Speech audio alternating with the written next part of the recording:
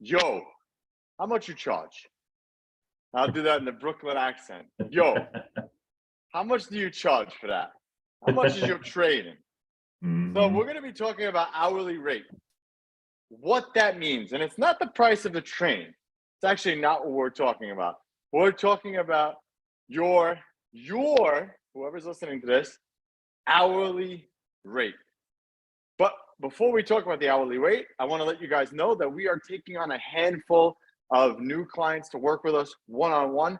So make sure you click that link below and book your call with us if you guys are interested in scaling your gym to 7 figures and beyond and have more freedom and profit. Then you know what to do with.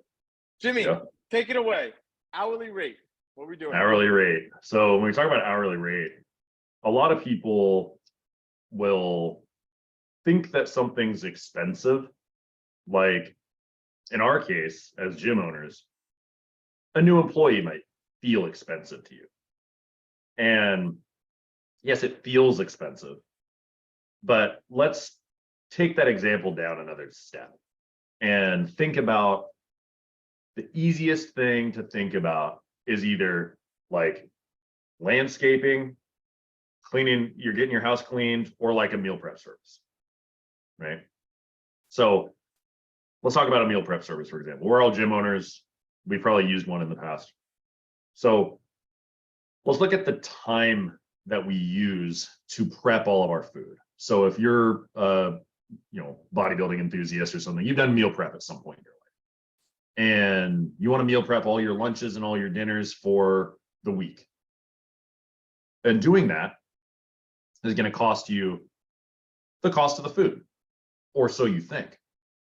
But it's going to cost you going to the store and picking out the meat and the whatever else you're eating and making sure that you get it all in the cart and fighting traffic and fighting parking. It's going to cost you the time to cook all the things. It's going to cost you the time to cut up all the things. It's going to cost you the time to measure it all out and put it all in your Tupperware, to put it all in your fridge, to clean up after doing it.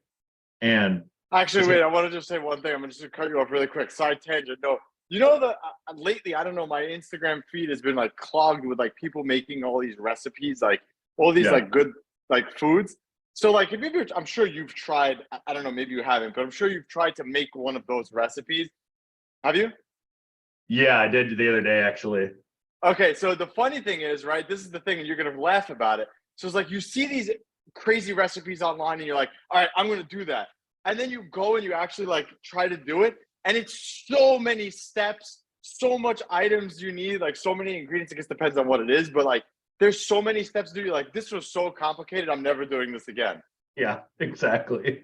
And it was the thing that's been on my feed is whipped cottage cheese or blended cottage cheese is all over my feed. Yeah, that's a new thing, and they make ice cream. Yeah, and I made, like, somebody said cottage cheesecake, like a cottage cheesecake, and I love cheesecake, man. So I tried it. I'm like, let's see how this goes. 3-ingredient cottage cheesecake. Shit's horrible, dude. It's real bad. It's like they like make it seem like it's awesome, and it's very, very bad. It's the same shit like back when all these bodybuilders and this it was Lobliner, Mark Lobliner, that like turned me on to the put your protein in the The microwave. sludge. The sludge. Yeah. He was like, make a brownie out of your protein. And when I was competing and when I was really dialed in, I was like, oh, this is awesome. This tastes so great. Put a little peanut butter on it. It's awesome. Now I do all those like weird protein powder mix things that people do. And I'm like, the only reason people say this is good is because they're in a huge calorie deficit and their diet sucks, right? But we digress. So you spend all those hours working on prepping the food, cleaning the kitchen, cleaning the grill, all this stuff, right? And you spend all the time, effort, and energy doing that. That is a cost to you. Time is a cost. And we want to talk about the time cost and what that looks like. Because if you're making, let's just say, more than $25 or $30 an hour, it makes sense to get a meal prep service, because you're saving yourself all of that time that you spent going to the store, cleaning the kitchen, making the food, prepping it, cutting it, putting it in Tupperwares, all this stuff. So it makes sense logically to hire a meal prep service and have them prep it for you if that's the way that you eat. So when we look at this, we could say the same thing for landscaping and house cleaning and all these kinds of things. We have to look at what your hourly rate is, and if it makes sense to hire somebody in your gym. And 9 times out of 10, it does, because you have to figure out what that hourly task is worth, and if you're going to make more money or less money based on hiring somebody to accomplish that hourly task. And that hourly task could even be something that you're not skilled at doing. So you have to look at what are the skills that you have to acquire to do that task. Recently, I hired our lawyer on the podcast, right? Gymlawyers.com, quick plug there, but to go over a lease with me. I didn't have the legal knowledge to know how to reword some of the things in the lease to make it more beneficial for me. So he was worth paying more than what my hourly rate is, because for me to acquire all that skills, all those skills would have taken me so much time. So you're paying for time, you're paying for speed in certain veins, but in other veins, you're paying for things that are below your hourly rate because you will have more time freedom by hiring somebody to do it. It's like cleaning your house. Hiring a trainer at your gym, think of it like hiring a house cleaner, right? You're freeing up your time to enjoy time with your family in the vein of cleaning your house, or you're freeing up more time so you can work on your business more. So it makes sense to hire that individual. And the easiest way to calculate your hourly rate is go, what is my profit? And what does that look like hourly? So what is your profit for your business?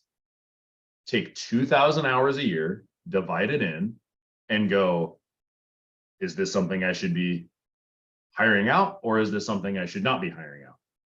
And that's one way to get started on figuring out when to hire these things out and when to not. We did talk about another podcast. You may want to hire things out before you can afford them based on your hourly rate, like a trainer at your gym, so that you can sell more. Because when you look at it, your training hour is worth less than your sales hour, because your sales hour is worth the client acquisition, acquiring that new client, adding that revenue. Whereas the training hour is only worth what that client is paying for that training hour. So that's another way we want to look at it. What are these things worth to your business? And the sales seat is by far the most profitable seat you can sit in. Marketing and sales are kind of very profitable seats, right? So you want to get yourself up to that profitable seat, that most profitable seat, as quickly as possible. But what is your hourly rate? Tell us. Take your time, take your profit, and divide it by 2,000. What does that rate look like? And that's a way that you can base some of your decisions.